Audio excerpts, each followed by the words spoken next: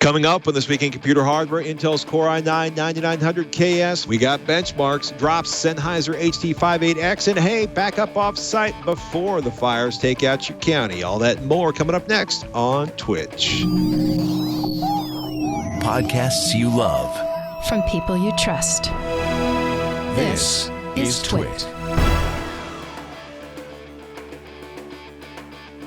This is TWiCH, This Week in Computer Hardware, episode 539, recorded on October 31st, 2019. Intel i9-9900KS, victory or defeat? This episode of This Week in Computer Hardware is brought to you by Plex. With Plex, you can organize and stream your personal collection of movies, TV shows, music, and photos anywhere on any device. Go to plex.tv/twit and enter code TWIT10 to get $10 off a lifetime Plex Pass subscription. This offer applies to new subscribers only.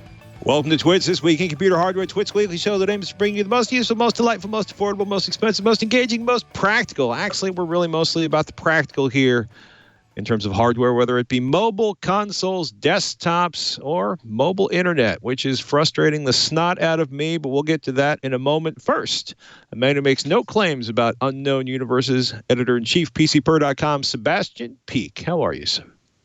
Good. Patrick, how are you doing? I'm dealing with the excitement of what appears, we'll talk about my mobile internet drama shortly, but let's just say firmware, and crappy underspec hardware. That's all I'm going to say for the moment. Actually, I don't want to get too far down that particular rabbit hole because we'll talk about that later. Happy Halloween, everybody. It's the 31st. Children everywhere are donning in costumes and preparing to get their mayhem on. Northern California, LA are on fire again, and 200,000 people were evacuated out of Sonoma County, just north of the TWiCH headquarters in Petaluma. And I bring this up because I want to remind everybody, is your data backed up off-site? 3-2-1 backups, 3 copies, 2 different mediums, at least 1 off-site. Do you have a massive portable battery to keep your phone charged? I have a 10,000 and a 20,000 milliamp battery in my bag pretty much at all times. Do you have a plan? It has been incredibly exciting around here, dealing with some of the mayhem. My family and I were in the Airstream in a place called Manchester, which is south of Fort Bragg. PG&E, which is our local utility, they're trying to prevent additional fires from starting. They've been shutting power down. So we had a better part of 50 miles, maybe 60 miles of the California coast that we know of had no power, which of course means there's no fuel, which turns everything into a cash economy because just about everybody with the Safeway had no internet access or any kind of access to use their credit card machines. It makes it interesting and exciting to get out, right? Is your car fueled up? Do you have spare fuel? Is your information bagged up? Do you have a go bag? Have you copied the most important documents in your life? Have you scanned them and put them on a thumb drive?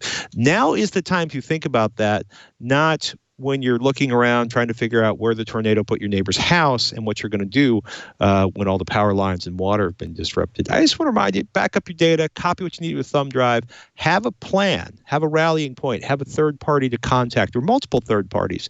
And get your supplies now because there's nothing funnier than watching people scream at someone in a supermarket because the supermarket does not have the batteries in the size they need 45 minutes before PG&E pulls the power on an entire region of the state. Just saying, prepare for an emergency before you're in the middle or at the cusp of an emergency. Just a little note from your friends in California who are watching the sky turn brown again. Is the sky brown in Michigan, Sebastian, or is the sky clean and full of high-speed Intel processors? It's full of luscious high-speed internet, Patrick. We are blanketed with, LAN connections. And actually, I don't get fiber optic here, which I'm very sad about. But someday soon, I'm sure. Someday soon. So you guys had an article up in PCPer this week, Core i9-9900KS, Ryan's Kentucky Special.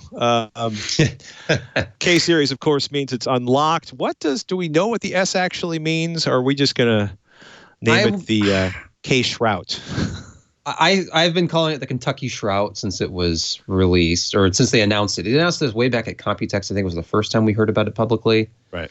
So we've been waiting since March to get hands-on with this thing. And I assume the S stands for special edition, or maybe S for speed. It's funny, though, because they have all of these letters at the end of products, like the F letter means that it has no graphics, of course. I don't know why F, but anyhow. F this is graphics. This is F foregoing graphics. This literally is the KS, if you're not familiar with it, is basically a pre-binned, pre-overclocked, very, very special version of the 9900K. The i9 processor that's already been out for months now. And they've set up these CPUs to run at a minimal frequency, a base frequency of 4 gigahertz, which is 400 megahertz faster than the i9-9900K. So you're just getting a free overclock out of the box. But then when it turbo boosts, the turbo boost behavior is different than it is with the regular K. That's the big deal with this. They're talking about 5 gigahertz all cores all the time. And that's because with the 9900K, it would turbo boost up to 5 gigahertz on up to 2 cores. Once you start doing something that takes all of the CPU cores or more than 2, it starts to clock down. You get down to the 4.8s, the 4.6s. So you never see 5 gigahertz on all cores unless you were to manually overclock or run your motherboard's auto overclocking utility. I actually did that with a 9900K, and it took the voltage all the way up to, I think, 1.35 volts to give me 5 gigahertz on all cores all the time. So that's not ideal. The advantage of this product from Intel is it's been pre-selected to overclock without requiring a lot of extra voltage. So these are in that 1.25 volts range, and they don't consume a tremendous amount of power compared to the K. But, you know, we talked about that in the review. The reviews that are out there will have the actual comparison of the wattage this requires. And this is a processor that ships without a factory cooler. Intel absolutely recommends you put a good cooler on this. I recommend something with at least like a 250 watt cooling rating. Not every cooler actually puts a rating. I don't know, Be Quiet does with their Dark Rock Pro 4. They say it'll do 250 watts. That's what I used for this review, but like a 240 millimeter all-in-one cooler or the like. But Patrick, I don't know if you've had a chance to look at any benchmarks or anything yet with this, but what would your guess be if you took a 9900K and then you boosted all the cores to 5 gigahertz under load, all other things being equal? You think this is going to beat out Ryzen 9 3900X? One would hope, but I think Tom's Hardware actually has an answer. I'm going to say, just to be contrarian, that it won't. Just to annoy the snot out of the Kentucky Special or its overseer. I did a bunch of CPU benchmarks, and it's pretty much the same story we saw before, where most of these benchmarks are multi-thread aware, in fact, all of them, and you're going to get better numbers, lower render times with the extra cores and threads of the Ryzen 9, even though the clock speeds are lower than this product. Where Intel would like to showcase this product is things like gaming and anything that takes advantage of higher single-threaded performance, those higher instructions per clock that they can boast about, because not only do they have a good, solid architecture, but they're running it at a faster speed. And Zen 2 is very close in instructions per clock, the actual IPC performance of the current generation Intel parts. That was the big news about Zen 2, the new core in AMD's products. But, Intel can build up on their IPC lead with faster clocks, obviously. But just the CPU benchmarks I've run so far, and I'm working on gaming currently, just kind of show the same picture. The KS is faster. Everything identical in the system except for upgrading that CPU. You do get slightly better render times. You get better performance in video encoding. But we're talking about, like 10, 20, 30 seconds here and there in a benchmark. That actually translates into a lot more savings long-term, bigger rendering jobs, bigger encoding jobs. So it's definitely there. It's noticeable. It's a significant improvement. It's not the massive jump in power consumption that I would have expected just from overclocking a K myself. This KS, in my testing, it rose some 50-ish, 54 watts under full load. This is center bench, all cores benchmark, and that was the peak observed wattage from the wall. So that's not actually what the CPU itself is pulling. I'm sure that's still under 200 watts.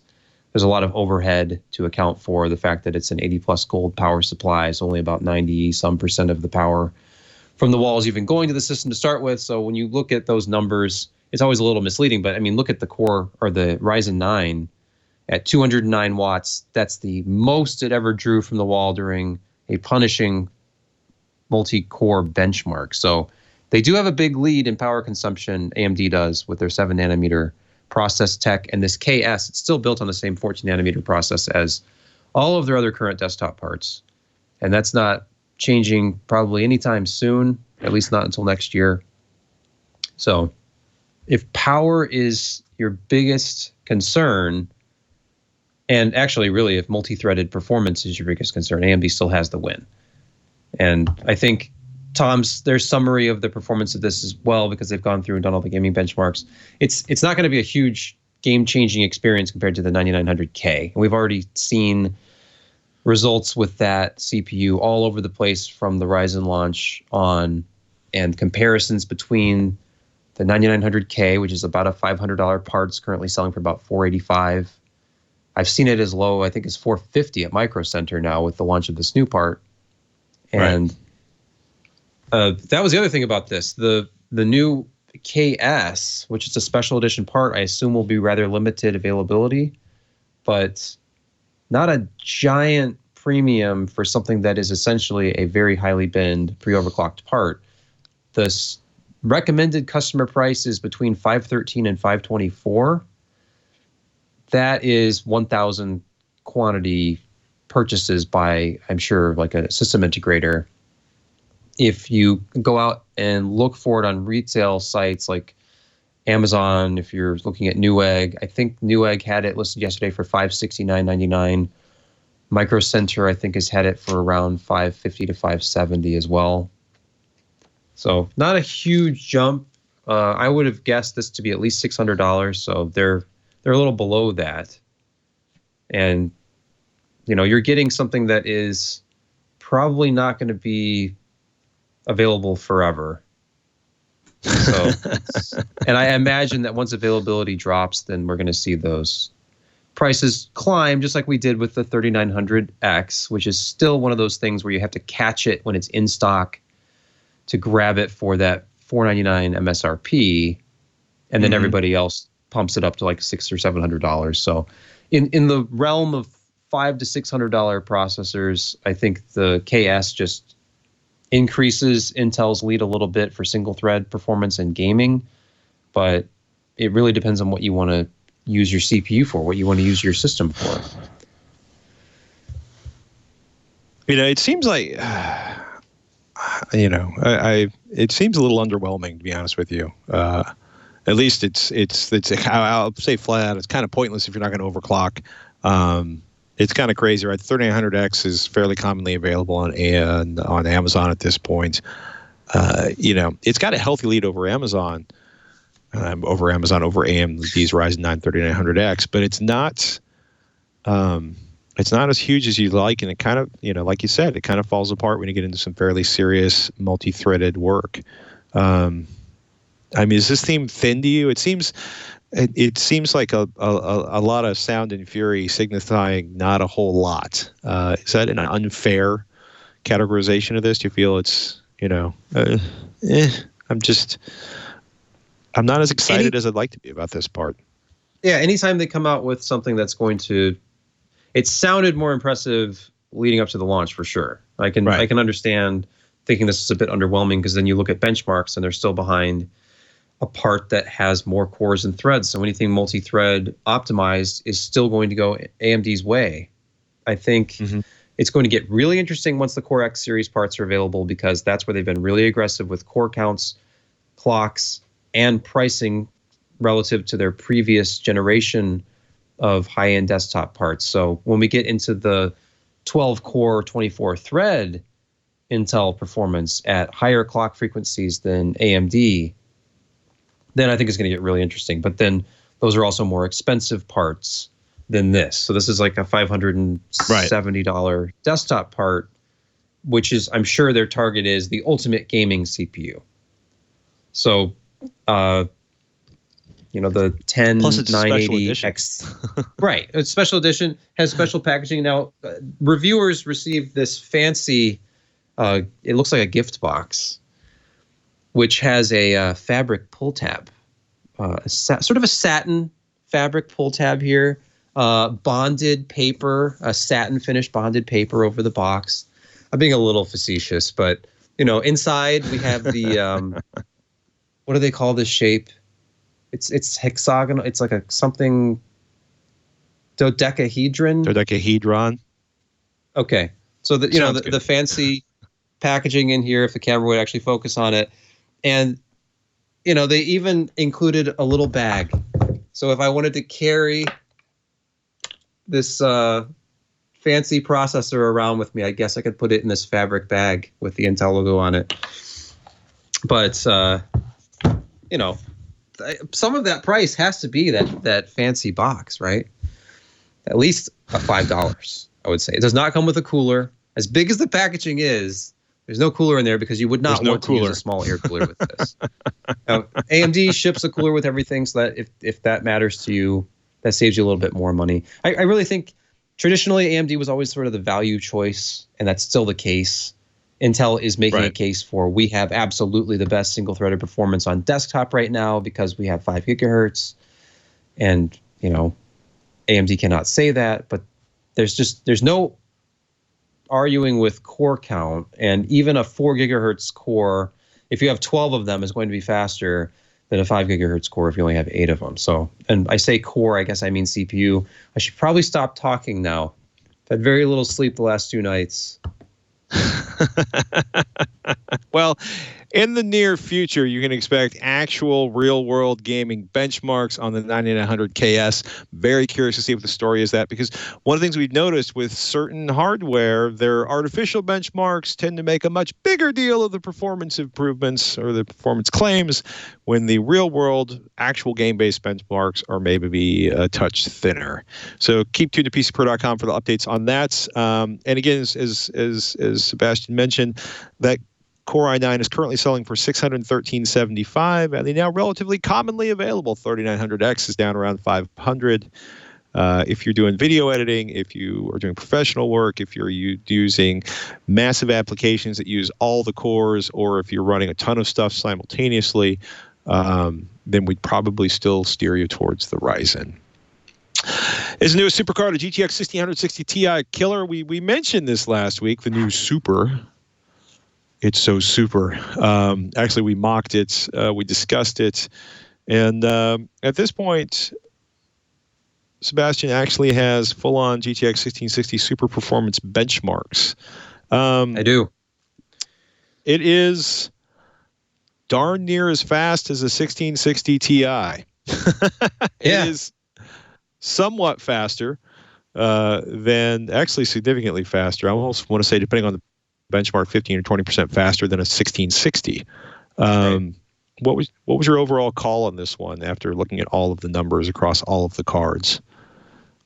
Very simply, it's so close to a 1660 Ti that the 1660 Ti's pricing doesn't make any sense anymore. And I say that because we tested, and actually have both these cards here. You cannot tell them apart because these are both MSI cards with the same cooler. It's their twin Frozer 7 cooler. This one right here is the Super, and this is the 1660 Ti. Now, the 1660 Ti that I tested from MSI is a factory overclocked card. So if you look, it's 2, 3, 4 frames per second max difference between these two.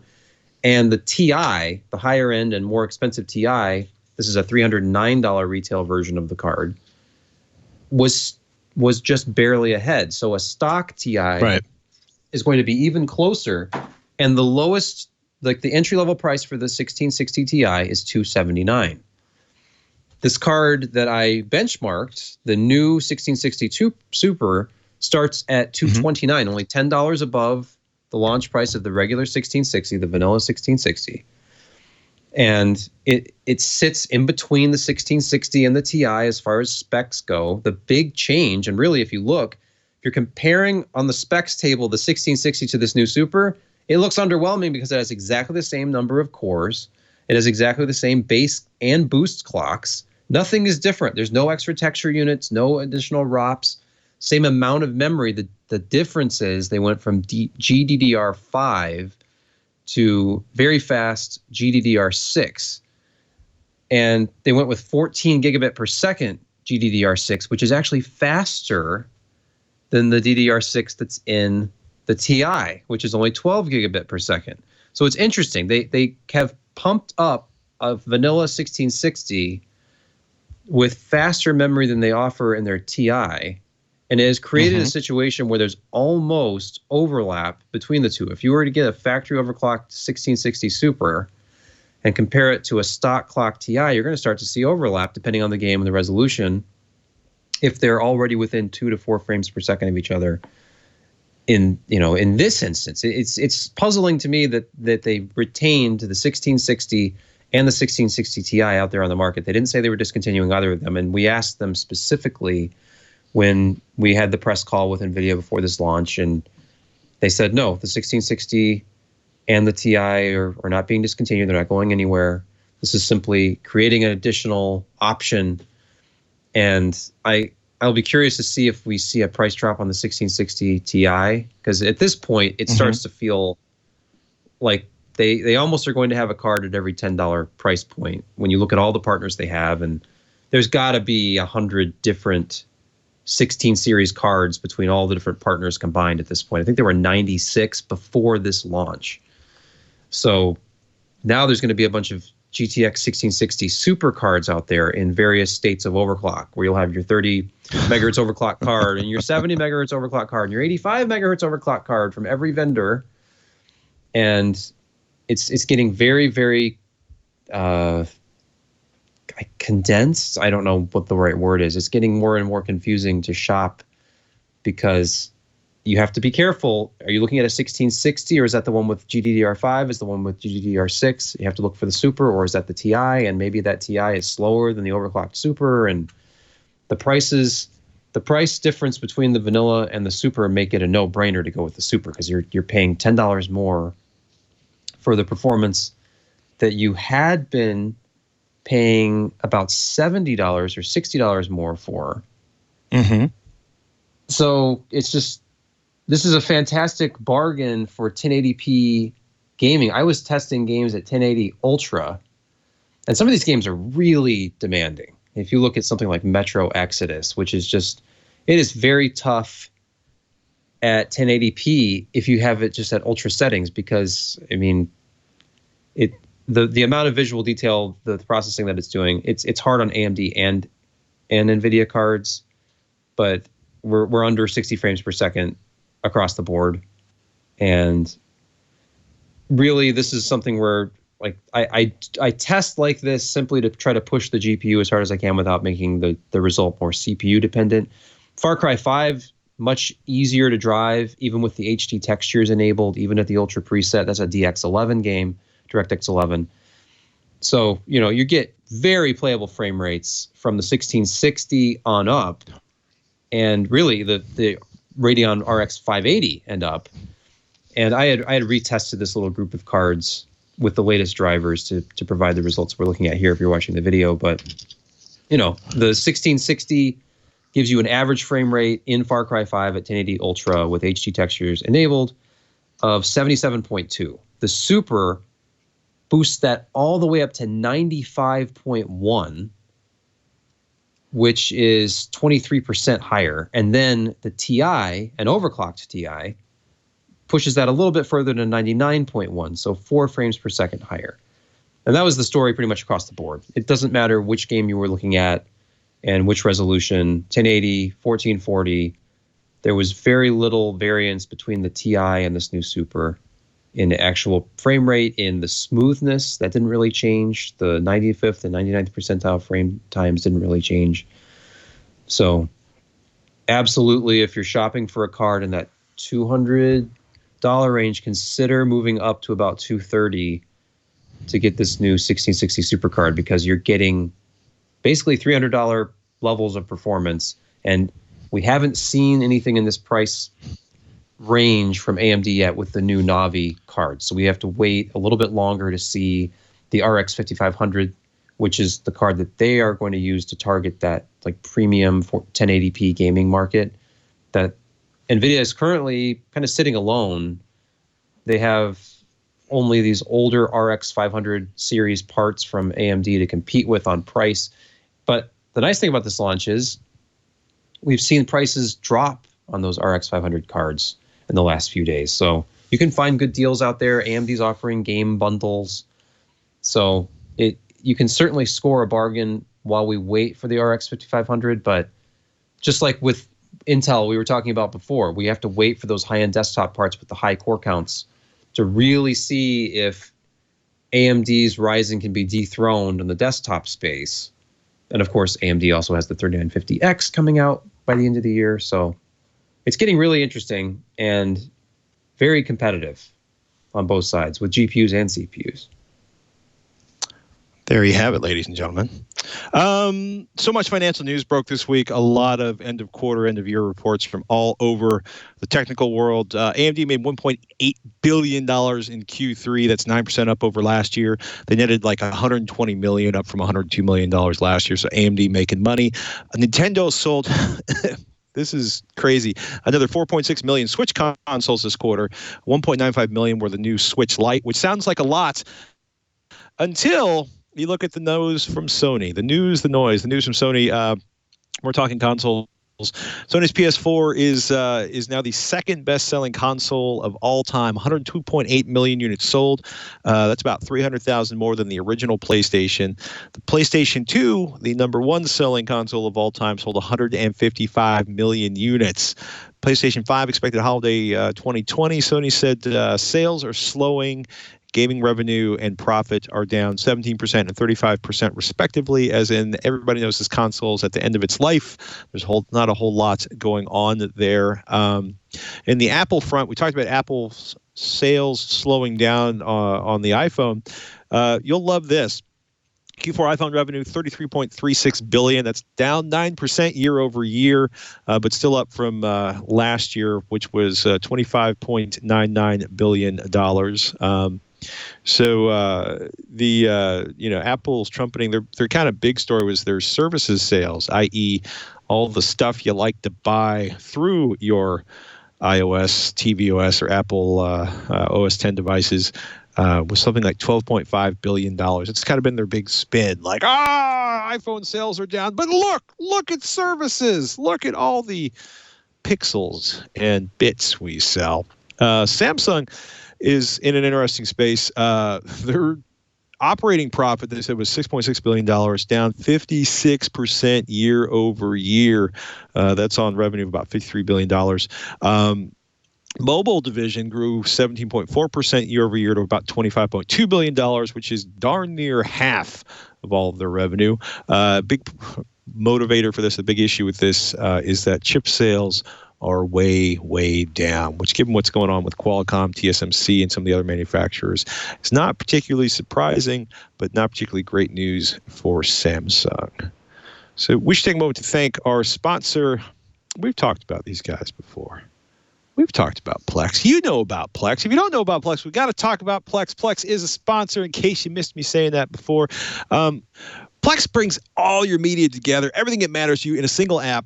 Gets it to you on any device, no matter where you are. It's sweet, right? Organize, stream for free your personal collection of movies, TV shows, music, your favorite podcasts, web series, your news, and more. Just get it all together in one place and make it as easy to access as possible. Now, you get a Plex Pass, you're giving your media the royal treatment. We're talking premium features. We have a Plex Pass, an antenna, and a tuner. Just stop paying for cable. You can stop, right? Just get great TV, record free HD broadcast channels directly right into your library. You have offline accessibility with mobile syncs. You can sync your movies, your shows, your music, your photos to your mobile devices. So, if you happen to be in a place where the internet stops running because the power has been shut down, like huge chunks of Northern California, you can still distract yourself with some tunes or some videos. You get premium music features like lyrics and custom curated playlists. They look at your preferences. They try to give you a list of songs that'll make you happy or make you sad if you like sad music. Premium photos, put together beautiful photo albums. You can easily customize and share your favorite memories. Now, if you've ever been thinking, your movies could look a little bit better on your screen, whether it's big or small, Plex is going to help get you a nice cinema-like experience. They don't care if it's trailers, cast interviews, behind-the-scenes features. They're bringing it all together to make it look as good as possible. That is a great way. If you've never played around with scanning through movies on Plex, I dare you to download it, install it, and just see what it does to your collection of videos. And look, it is so easy to switch users for Plex Home. You can set up customized managed accounts, switching between mom and dad and the kids, incredibly easy. And speaking of kids, parental controls are in place so you can let the little ones enjoy too. Now, Plex Pass also gets you Plex Pass perks. Exclusive access to promos and discounts on partner products.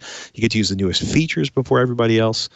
And there are even more features: loudness leveling, sweep fades, timeline view, advanced audio features. The only question is, are you ready for your Plex Pass? Now, Plex is offering TWiCH listeners $10 off the lifetime Plex Pass subscription for new subscribers only when you go to plex.tv/twit and enter the code TWIT10. That's plex.tv/twit and enter the code TWIT10 to get a discount on your lifetime Plex Pass subscription.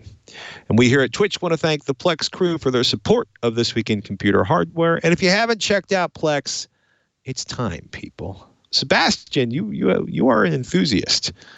It runs on everything.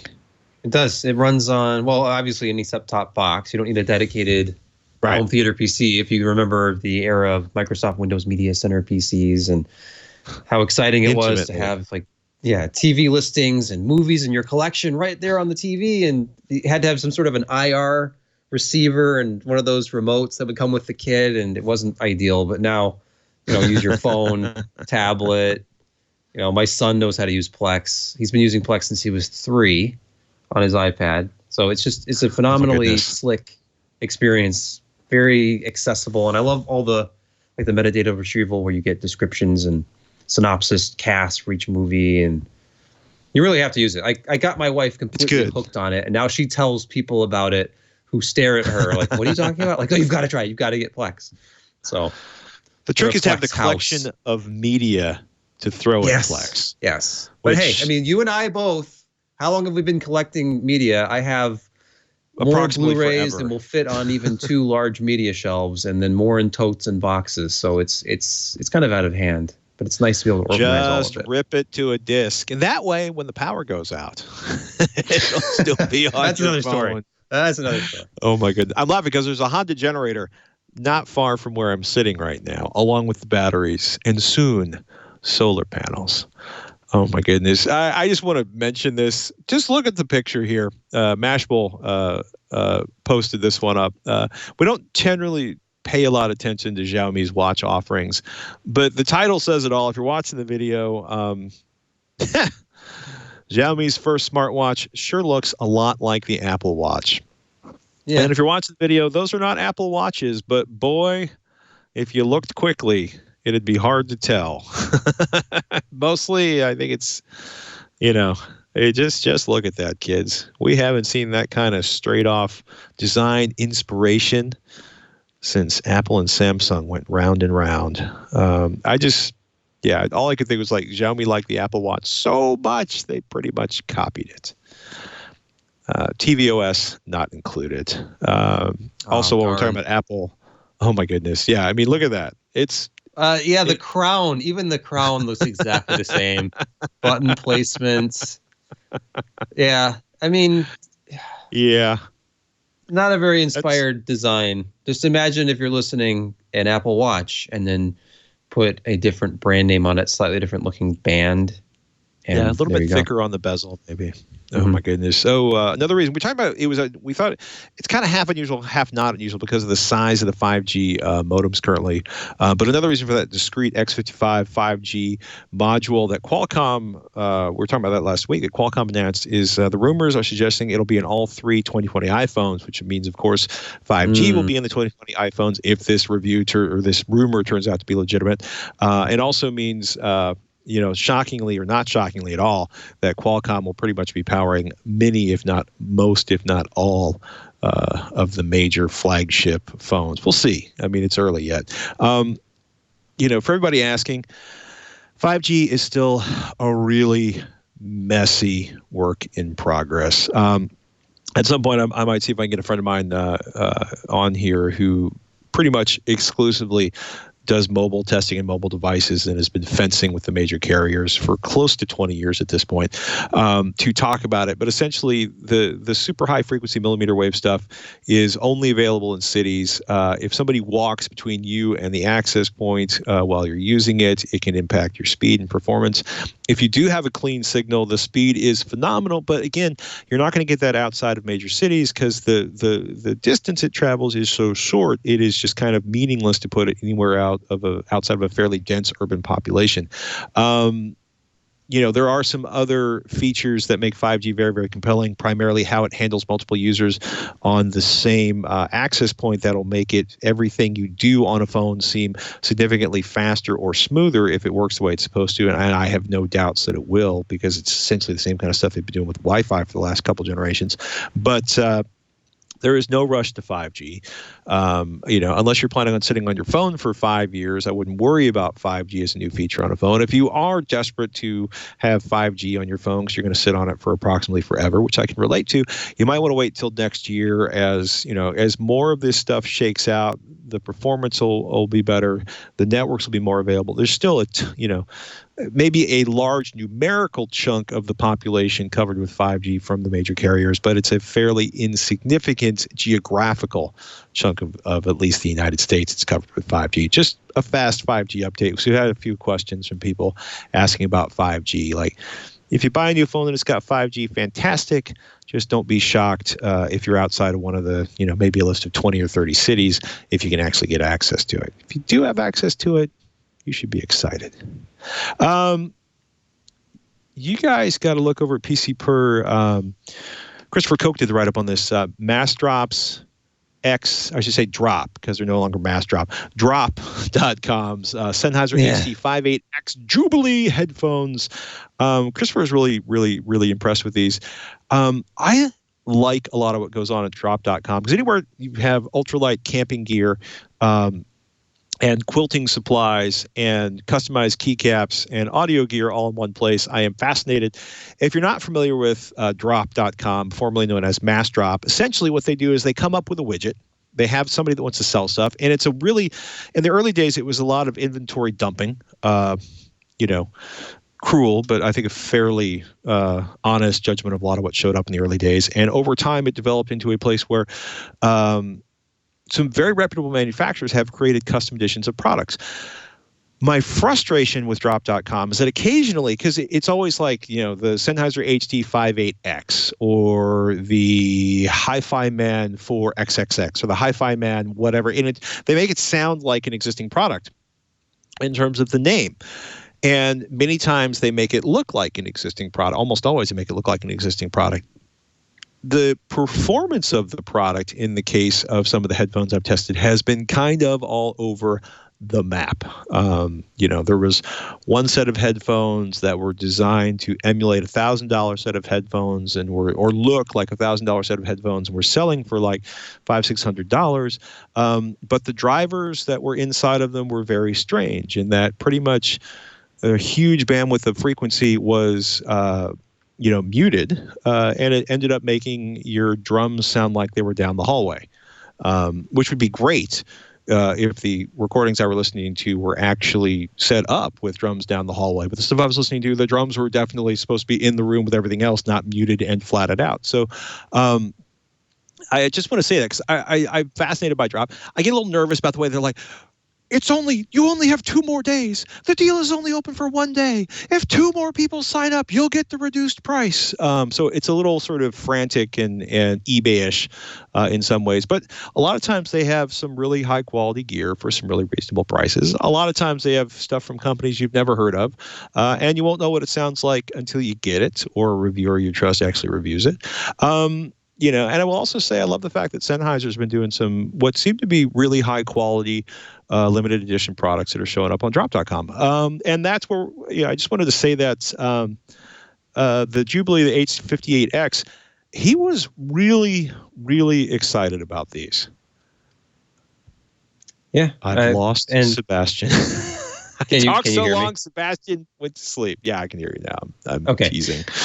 Yeah, it's funny too because the box actually says mass drop on it. These have been out for a little while. This is not a brand new model. In fact, there's a review on Head-Fi which includes some detailed measurements from I think 2017 when these were first available. So this is not. Jude was one of the earliest persons to get his hands on these on these headphones.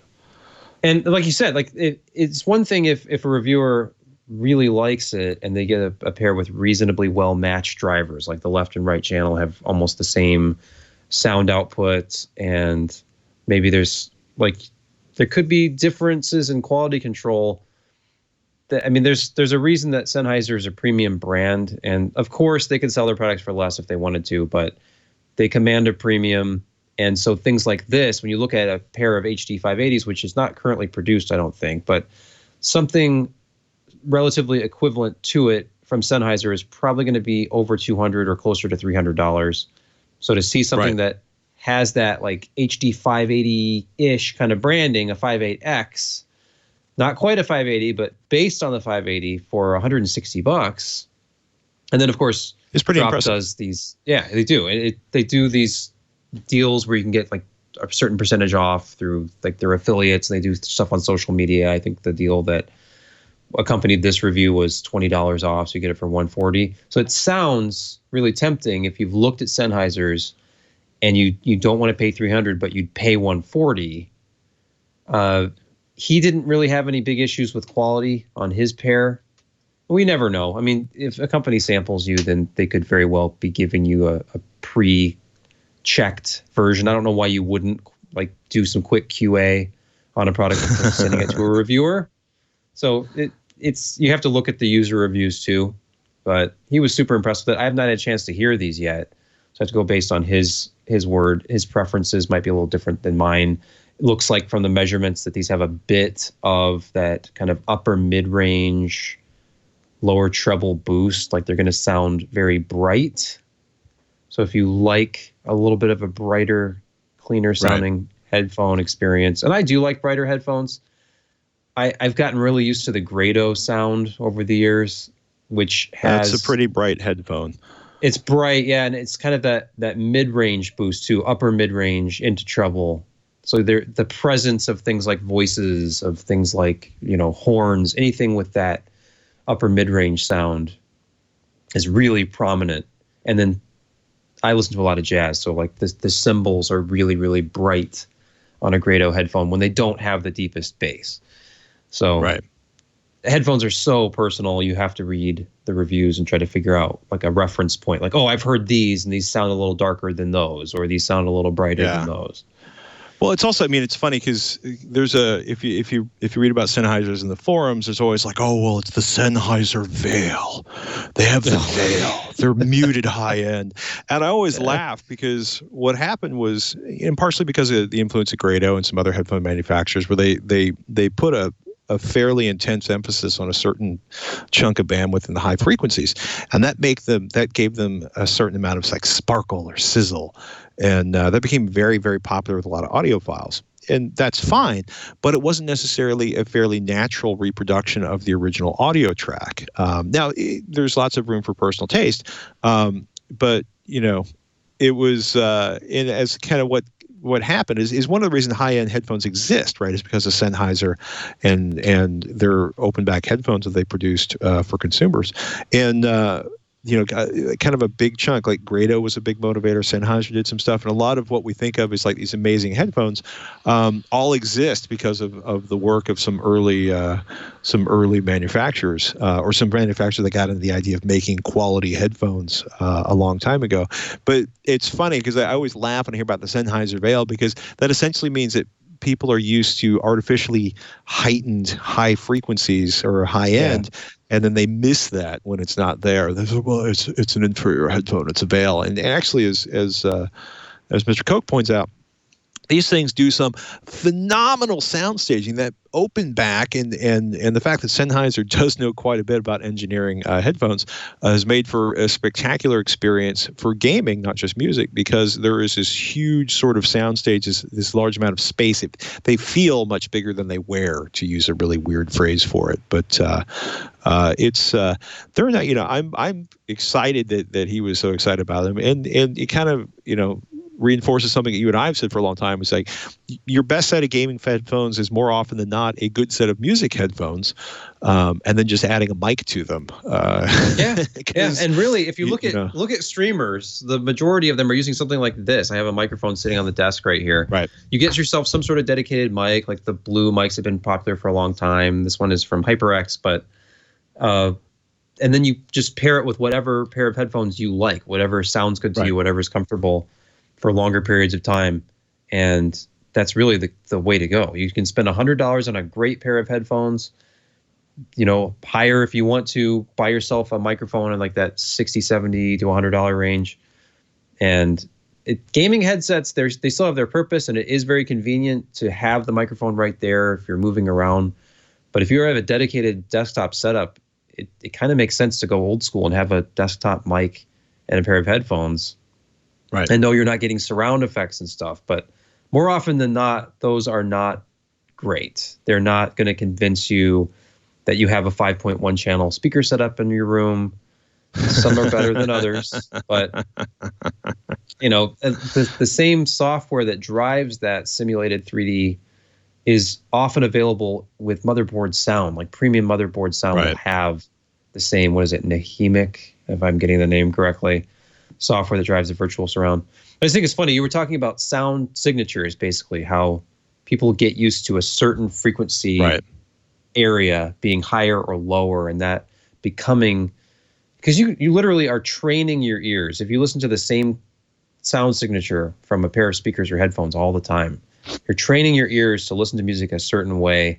So if you move to something that's, say, even perfectly flat, like in every measured test, which doesn't really exist, but something that in every test from every angle on or off axis is totally flat, it would probably sound very strange to you because you will probably at have least for the some first sort of, few minutes. Yeah, but you'll retrain yourself to the flat sound, and then the other sounds will sound really wrong. They'll sound unbalanced. So psychoacoustics are complicated. Very. And the basis of MP3 compression, there's just certain sounds that we hear are better than other sounds, and they can mask the complete lack of sound by hiding it behind another frequency. It's kind of crazy if you ever study it, but I just think about products like the Pioneer bookshelf speakers, the Andrew Jones designed BS22s. They sell for $100, $120 for a pair. And they don't have that super high-end sizzle, and they're not. But they're pretty phenomenal for what you're paying. Yeah, and they're so balanced. And I like a bright sound, and I mentioned I've listened with Grados for a long time, but I do have to appreciate. I have to stop and kind of adjust to it. But listening to something like those Pioneers, or listening to a pair of speakers like, it's the Boston Acoustics A26s that I always go back to as like a kind of a bedroom bookshelf speaker, or a kind of an all-purpose bookshelf that you can buy for a pretty low price and just sounds great if you pair it with the right amp. And they're very mellow. They don't have the really, really high, like, sizzling top end. They just sound balanced and warm, and it's kind of relaxing to get out of that analytical listening mode that I used to relish and just listen to something kind of warmer and a little bit more muted. Plus, it doesn't hurt that I'm losing my upper frequency hearing anyway, because I'm 37 and I don't think I can hear anything past 16 kilohertz anymore. Well, there's not much music up around 16 kilohertz, period. I mean, most of the instruments are pretty much gone by 11 kilohertz. But this is a conversation. But Patrick, I need 192. I need 24 192 for everything I listen to. I could mock you, but I would feel guilty. It makes me feel better to know that those frequencies that I can't hear are there. And I'm sorry for talking over you. No. It's that delay. No, it's funny. I mean, the thing I didn't put the name before, but it was Sennheiser's HD580, which I don't think they manufacture anymore. That was Right. kind of a real game changer in audiophile headphones. Certainly the 680 is inspired by the 580, and I'll be really curious to hear the drop.com version of the 68X, just to see if it is more aggressive in the treble or if it's more neutral. But it's interesting to watch. Like I said, the 580 was one of the first really serious attempts and successes at an audiophile headphone, and it's interesting to see where kind of all of these differing opinions, because there's some radically, if you go to a headphone gathering or a can jam, you get to try 30 or 40 different headphones. A, your ears will be sizzling. B, you'll be exhausted of music in general if you get too many of them in there. But it's astonishing to hear, if you play one track on 25 different headphones, it's astonishing how different that track can sound through different sets of headphones or speakers. Goodness. So I mentioned the Togo Roadlink C2 last week, and it's a box. It's about 16 inches wide, about 8 inches high. It contains a 4G LTE modem and a wireless router. It's designed to go on top of RVs, although I played around with a bunch of it strapped on top of one of my vehicles. Setup is a tremendous pain in the ass. I'm just going to bluntly say that, because you have to go to, so Togo is a company that's like, some sort of, it's part like lifestyle brand. And then there's, they're owned or partially owned by Thor, who is an RV manufacturer who owns Airstream. And I bring that up because there is an app that you need to create. So there's a Togo app. You need to create a Togo identity. You can't, apparently, as near as I can tell, you can't create a Togo ID on the website. You have to download the app to your phone, right? So you download the app to your phone, you create a Togo ID, and nobody really tells you that your Togo ID is just your email address and your password, because you need that to log into the WineLink app, because the Togo Roadlink C2 is made by Winegard, not WineLink, Winegard. You need the Winegard app to manage the device, and once you've done that, you can then, once you've created your Togo ID on the Togo app, which I'll probably never go to again because I don't particularly need help monitoring the status of my maintenance of my RV. Once you've gone to the Togo app, you go to the Winegard app. Then you can log into, once you've connected to the network, the Wi-Fi network. Then you can log in and attempt to purchase your. It's basically locked down to AT&T. Like I mentioned last week, the attraction to this is that it may be locked down to AT&T, but for $360 a year or a mere $30 a month, you get unlimited internet. Now, it's supposed to be throttled if you're in busy areas.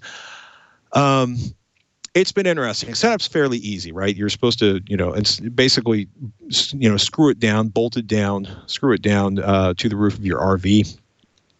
That's standard operating procedure for boxes like this. This is very, very similar to a lot of Winegard's boxes they use for satellite antennas for television and stuff. Performance varies greatly on the quality of the sort of the tower link you have. That's kind of standard for all hotspots or phones for that matter. The 4G LTE antenna, there's supposed to be two 4G LTE antennas inside of this box. Performance is a little less impressive than I expected.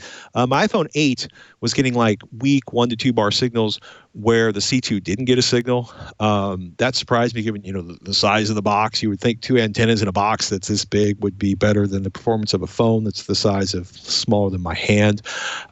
Performance is all over the map. And I'm still experimenting with this. There was at least one update that I had to install pretty much immediately after getting the device rigged, after my sort of march through various and sundry applications and devices to get it up and running.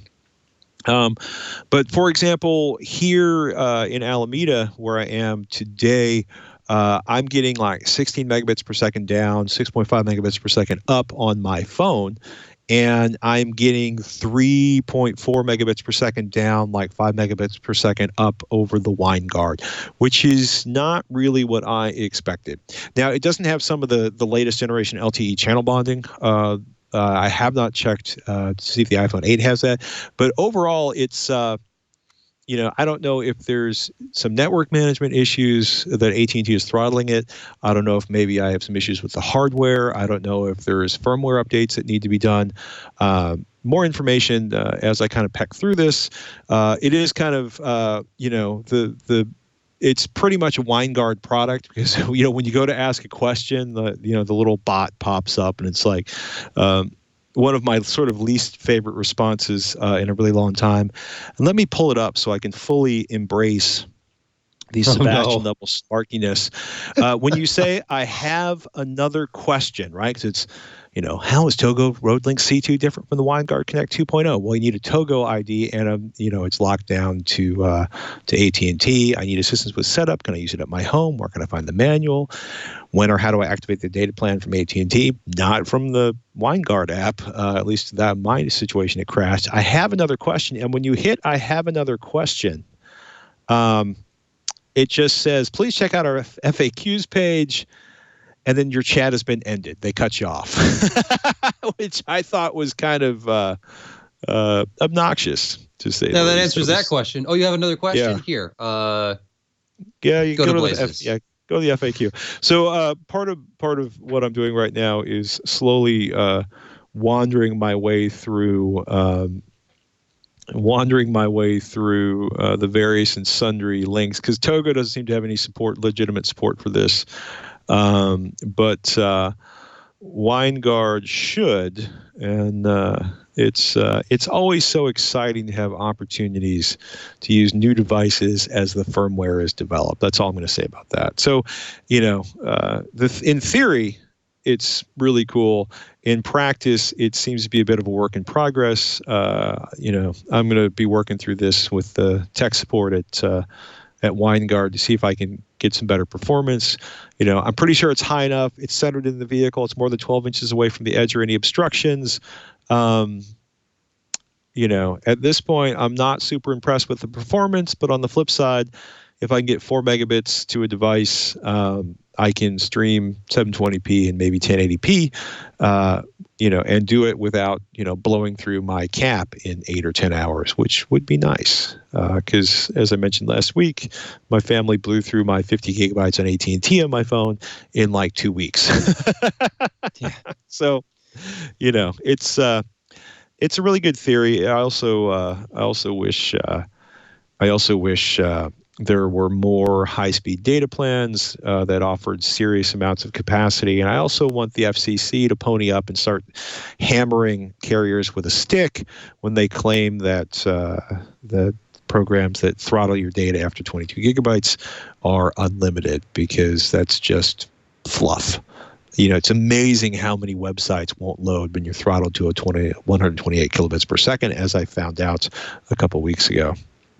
I also want to say I had an all-time low for a cheap USB Lightning cable from 7-Eleven, approximately 9 days of usage before it stopped being able to charge my phone, which is why I pretty much always buy Anker Powerline 2 cables, which I have a couple of those that are 4 or 5 years old. I have several more. It's basically pretty much all I use for USB cables. They have been really solid, and they do a really nice job with that first inch of the cable as it comes out of the back of the connector. And you might be like, why do I care?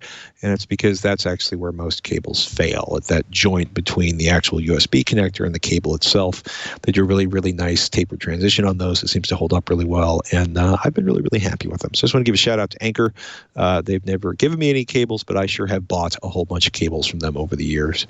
And again, I could have gotten 3, I think, 2 or 3 6-foot Lightning USB adapters from Anker for the price I paid for the POS one piece of stuff that I got from 7-Eleven. But, sometimes it's 1 a.m. and you absolutely positively need that delete expletive cable, and you buy what you can buy. Any exciting hardware fails or joys in this week for you, or are you just kind of burned out after the glorious 1660 testing? Yeah, it's never the most fun. Of course, I'm complaining. I think a lot of people would love to be overwhelmed with all new hardware to test, but NVIDIA seems like to insert themselves into release weeks of other companies. It's seems accidental. We had the launch of, I don't remember what. Was it maybe the 2080 Super? Something came out right around the same. I think it was the 2060 and 2070 Super launched on July 2nd when everybody was losing their sleep and sanity getting ready for the Ryzen and Radeon and X570 launch. So it wasn't anywhere near as bad as that, but I would like to take a break for a couple days. This weekend will be nice. No benchmarking this weekend. I say that, and of course, I'm still working on GPU benchmarks. But yeah, I mean, plus there's exciting new stuff. I mean, we've got a new Radeon 5700 XT card to look at with a big triple fan cooler. So that's going to be interesting to see what kind of temps and noise we get from that. But yeah, just the usual stream of hardware to test until the next big thing. You know, AMD is going to be coming out with Threadripper at some point, and there's that 3950X to look forward to, which I don't have my hands on yet. And when I do have my hands on it, I'll probably be unable to admit that I do. So when I stop talking about it, you'll know why. Yeah, that's always the big indicator. Oh, he's benchmarking now because he gets really quiet and shrinks back a little bit every time I mention it. Yeah. So we should have some sort of tone that runs underneath the podcast to warn people that you're currently under NDA on a particular device or object. It's a concept. If this is your first episode of This Week in Computer Hardware, welcome. twit.tv/Twitch is the place to find all the information on how to subscribe to all our older episodes, or just search for This Week in Computer Hardware on your favorite podcatcher. The handsome man in Michigan with the red hair and the benchmarking woes, Mr. Sebastian Peak. He is the editor-in-chief of PCPer.com. My name is Patrick Norton. You can find me here at This Week in Computer Hardware at twit.tv/Twitch. TWiCH. I mean, you can pronounce it that way if you want to. TWiCH. Yeah, no, not. We've been doing a lot of reading and pronunciation joy with our smaller child recently, and I don't want to confuse him by changing how I pronounce things at this stage. It'll probably cause him to explode, and we'll just explode. That's more than enough at this point. Is TWiCH one of the first words you taught your son to say? No. Oh, okay. I don't know that I Was Sebastian one of the first words you taught him how to say? Probably the second or third. Okay. All right. Well, that makes me feel better. Certainly before I taught him the word Ryan. Oh. Burn. Yeah, well, we mock because we care. Oh, my goodness. If you have a question for us, do us a favor. Email twich@twit.tv. That'll get to Ryan, Sebastian, and myself. Now you got me thinking about Ryan and the Kentucky special. Ryan on the brain. In any case, twich@twit.tv is the email address, or tweet at Patrick Norton or at Sebastian Peak. With that, ladies and gentlemen, thank you so much for listening. I'm Patrick Norton. And I am Sebastian Peak. We'll catch you next week on Twitch.